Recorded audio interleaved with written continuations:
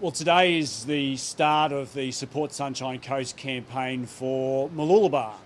We held the launch at Caloundra several weeks ago, and this is a campaign that I'm very, very passionate about because we're encouraging Sunshine Coast locals to shop local, stay local and play local.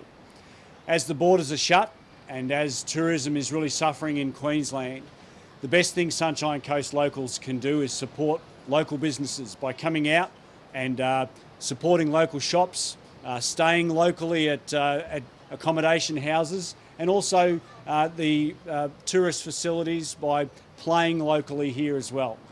So I want to thank Graham Juniper, who's the president of the Mooloolaba Chamber of Commerce, who's really got behind this campaign because there are so many businesses on the Sunshine Coast and in particular here in Mooloolaba that are doing it tough.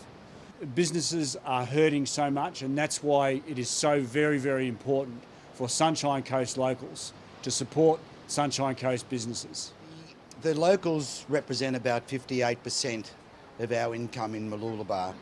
The rest of it comes from the accommodation, people staying, flying in, spending, etc. So immediately before we start, we're down roughly 42% in our takings. But the real issue is for restaurants, as Andrew said, they're down to a fraction of that again because they can only see 20 instead of 100 to 120 at a time in their seatings. So we do want our locals to come back and come back on a very regular basis. Visit us. We've still got smiles on our face. Sometimes it's a bit hard for those that are finding that they're really in deep financial trouble, but we've got the best place in the world to come and see, a fabulous beach and wonderful staff working for us. So yes, please locals, come on and visit us, and hopefully the borders will open up soon. We need that to happen as well. We can't wait until we have the very last COVID experience in Australia. It's too late then, we're all broke throughout Australia. So get the balance right, get the borders open, and let's get on with being open for business. It's very important. Businesses on the Sunshine Coast, or particularly in Mooloolaba, are growing frustrated obviously with the border issue, but now with that spike in Victoria threatening to keep them closed possibly a little bit longer. Yeah, I think the spike's a bit sad. No one was looking forward to that happening. It is very frustrating. These are small business people. They're not sophisticated in the way that they view things. It's like the customers aren't there. They need them to, get 3 meals a day on their table. So we are very reliant on people visiting in a tourist area for us all to have our jobs. What are the school holidays looking like in terms of bookings? For accommodation, it's actually coming along quite well now. It was a slow start. The Premier did say we could open up earlier than we all expected, but bookings don't happen overnight. It's about planning for your holidays. I don't know of anyone who plans to go on a holiday the day before they go, but it is coming along nicely at the moment. The issue is after the holidays are over, what then? And to keep a place like Mooloolaba going with all its attractions, such as sea life, requires numbers. And if the numbers are down massively, then that's when it becomes very hard to survive. If this recent spike in Victoria means the borders stay shut past that July 10 mark another few months, could that mean more small businesses potentially falling over in that time? Oh, I think there's no doubt that small businesses will fall over. JobKeeper is keeping them alive at the moment. They need to get some money in the bank. If it's withdrawn in September, that's not going to be a good outcome because a lot of the businesses need that support to keep going. The turnover of the businesses, from all the numbers that I'm pulling in and understanding, the turnovers are down from anything up to 70%. And if they have to pay staff and they're down 70%, no one can survive that. So that's why there is an important issue with getting those borders open as quickly as possible. I think we all understand the safety issues. No one wants a wild spread of coronavirus on the Sunshine Coast or in Queensland. But it is a matter of getting the balance right. We'll have some of it, so long as we can deal with it. We do need to get on with business. So we just heard from Graham that JobKeeper is keeping a lot of small businesses closed. If the borders stay closed for even longer, will there be more support from the federal government for these small businesses? Well, JobKeeper was always designed to be temporary. At a cost of $70 billion, the federal government, Australian taxpayers can't keep JobKeeper going for an indefinite period of time. It is due to wrap up on the 28th of September. That said, I've been working with the Prime Minister and the Treasurer and the Assistant Treasurer to look at specific targeted measures, such as we recently announced for the construction industry with Home Builder, which was a $680 million program to keep the building industry alive. Now, there's also discussions going on specifically targeted towards the tourism sector. And it just so happens that, unfortunately, construction and tourism are two of the four largest employers on the Sunshine Coast. We know that employment on the Sunshine Coast is so heavily weighted towards tourism, retail and construction, and those three industries are doing it the toughest in any downturn, but particularly the one that we're dealing with right now. So I'll continue to work with my federal colleagues.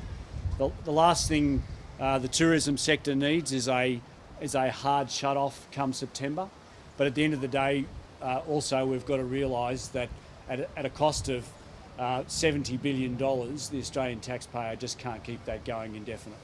Do you think that spike in Victoria sort of solidifies the state government's case? Look, we have always listened to the federal medical advice. The Chief Medical Officer has steered Australia through the worst pandemic since the Spanish flu. And based on the advice that he's provided us, along with his deputies, Australia has done exceptionally well. When you look at what other countries are enduring today, countries like the United States, the UK, sophisticated countries with sophisticated health systems, we have 1/100th of the death rate of the United States. So I place my trust in the Chief Medical Officer of the Commonwealth. And what he has been saying consistently is that there is no medical basis for keeping these borders open. So I'm not a doctor, I'm not an epidemiologist. I rely upon the expert advice that he's given us and steered us so well. The way that Australia has dealt with this pandemic has been world leading. There's no doubt about that. The figures don't lie. So I think that this has never been about eradication. This has been about containment. And we should expect that as we start to loosen some of these restrictions, there are going to be, from time to time, some outbreaks.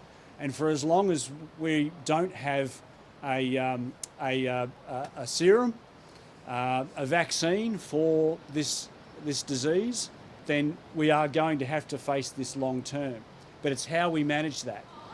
And we've got to balance, we've got to get the balance right. There's a balance here between shutting the economy down and keeping it shut down indefinitely and the human toll that causes to people's livelihoods. Ultimately, this is about two things, and that's lives and livelihoods. Well, we just can't shut the economy down indefinitely. We have to be able to start reintroducing businesses being open because people need to eat. They need to feed their families, they need to send them to school, they need to employ people. So that is an area that we have to concentrate on as much as we are concentrating on the health aspect. Now, by and large, we've got the health issues in store. We've bought time. The Australian health system has been able to buy itself time by, we now have a situation where we have over 7,500 ventilators.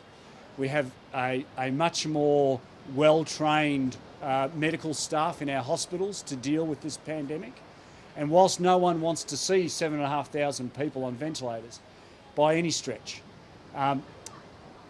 our figures to date have been so low.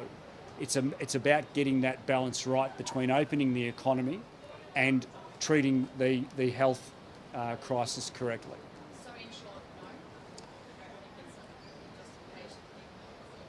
no? Look, at this point in time, I still think that the borders should be opened.